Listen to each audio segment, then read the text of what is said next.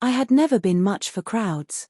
Working as a repair technician on the outer colonies, I often preferred the hum of machinery to the chatter of other humans. So when rumors started about the alien woman wandering the derelict sections of Colony 47, I didn't pay much attention. Everyone avoided her. Workers said she brought bad luck. Guards whispered that she was dangerous. No one knew why, or maybe they simply didn't care. But I couldn't look away. It started on a quiet shift. I was alone in the dimly lit repair bay, calibrating a fusion generator, when a strange shimmer flickered near the hangar doors. The lights flickered, and a shadow appeared, gliding silently across the metallic floor. My first thought was an intruder, or worse, one of the rogue maintenance drones gone haywire, but as the figure stepped into the light, I froze. She was unlike anything I had ever seen. Her skin glowed faintly with a soft blue hue, almost bioluminescent, like the deep ocean of an alien planet. Her eyes were large, dark, and reflective, yet somehow they seemed to see straight into me. She didn't move like a human, her motions were fluid, predatory, precise. And her presence carried a quiet authority that I could feel vibrating in my chest. "Who are you?" I asked, my voice catching. She tilted her head, regarding me silently for a moment that felt like eternity. Then she spoke, in a voice that was both melodic and commanding. "I am Kylira," she said. "And I have been shunned, avoided, misunderstood. You, human, seem different." I frowned. "Different? How?" "You notice what others ignore," she replied. "You do not fear me, at least not entirely. That is rare." I didn't know what to say. Everyone feared her, or pretended to. But I didn't. Maybe it was because I had spent my life with machines, circuits, and code. Nothing could intimidate me quite like a properly functioning plasma conduit. And yet, here she was, an alien being far beyond my comprehension, and I felt calm. Kylira began appearing in subtle ways. Sometimes she would be at the edge of the hangar as I worked.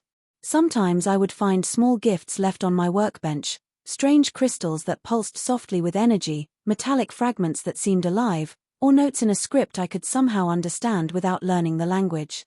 At first, I thought I was hallucinating. Then I realized I wasn't. I was drawn to her. Days turned into weeks. I learned that she was alone, wandering the abandoned sectors of the colony because no one would tolerate her presence. Humans avoided her not only out of fear but also superstition.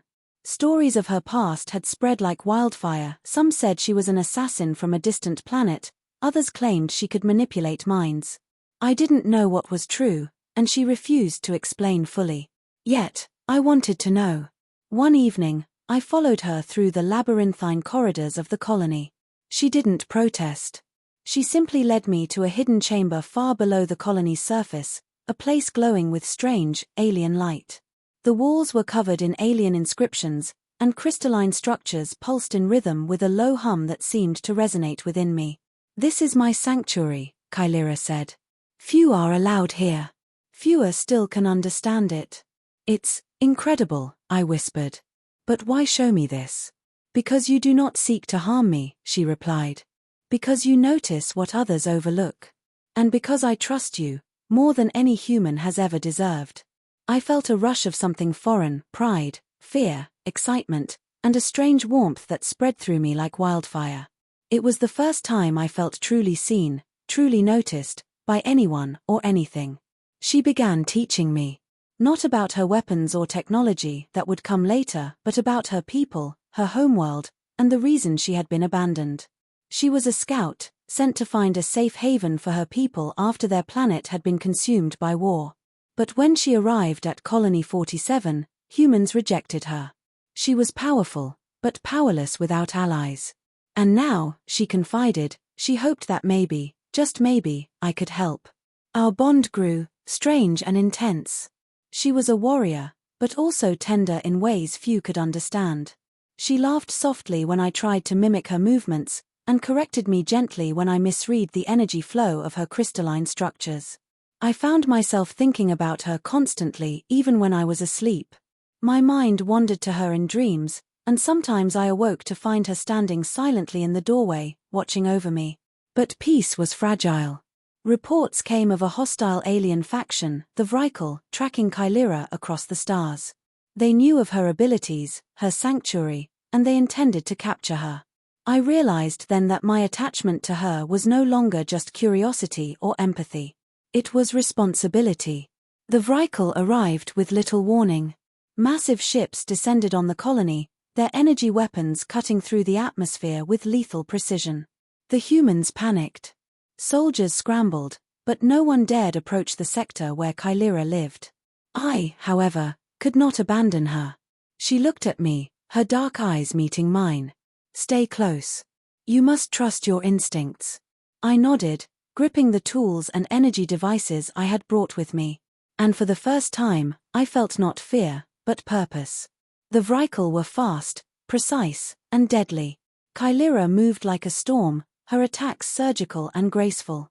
I found myself repairing critical systems mid-battle, rerouting power to the colony's defenses, and even using alien tech she had entrusted to me. We were a team, human and alien, working in perfect harmony. At one point, a Vrykul warrior broke through our defenses, targeting Kylera directly. Without thinking, I stepped forward, channeling the energy from one of her devices into a powerful pulse that knocked the warrior off its feet. Kylera's eyes widened for a brief moment, not in fear, but in recognition. "You are remarkable," she said. The fight raged on, but together, we overcame them. The Vrykul retreated, leaving destruction in their wake, but the sanctuary remained intact. Exhausted, we collapsed side by side, the hum of the alien crystals soothing our battered bodies. For the first time, she smiled, not just a polite acknowledgement, but a full, genuine smile that reached her eyes. "You are the only human who ever truly saw me," she said softly. "The only one who dared to stay." I didn't know what to say. Words felt inadequate. So I simply nodded, knowing that she understood everything without a single additional syllable. From that day forward, I was no longer just a technician. I was her ally, her confidant, and something more, someone she trusted implicitly. And for the first time, I understood that being chosen, being wanted, could change everything. Humans continued to avoid her. Some whispered, some feared, some plotted. But I did not care. I had seen her truth. I had stood by her side. And I had learned that courage sometimes meant stepping toward what others fled from, and that the alien woman no one wanted had become the center of my universe. In the quiet moments after the battle, when the colony slept under a canopy of stars, I found her standing at the edge of the sanctuary, looking up at the sky. I stepped beside her, silent, sharing the same view. "You'll stay?" she asked quietly, without turning. "I wouldn't leave," I replied. She turned then, her eyes reflecting the starlight. "Then perhaps the universe is not as lonely as I feared." And in that moment, I realized that I had not only saved her, it was she who had saved me.